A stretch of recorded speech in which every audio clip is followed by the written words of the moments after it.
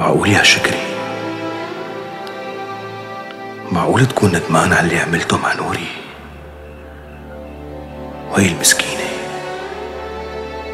شو ذنبها لحتى تضل نازل فيها ضرب على الطالعة وعلى النازلة بدون ما تعمل لك شي؟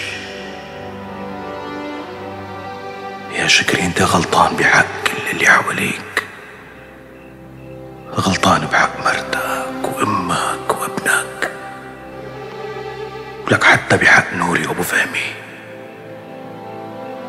وعمتك اللي قلعتها من بيتك.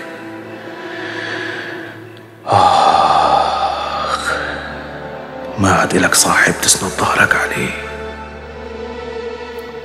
شو نفع الزعامة اللي بدك تاخدها بالغصب؟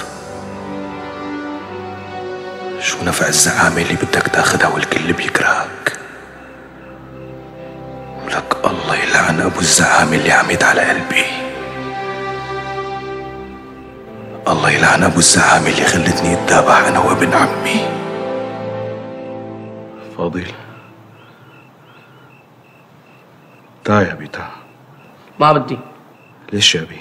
خاف تضربني. لا يا أبي أنا ما عاد أضربك.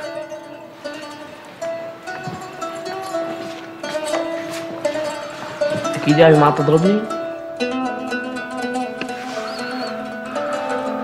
أنا بحبك يا أبي، الله يخلي لي إياك.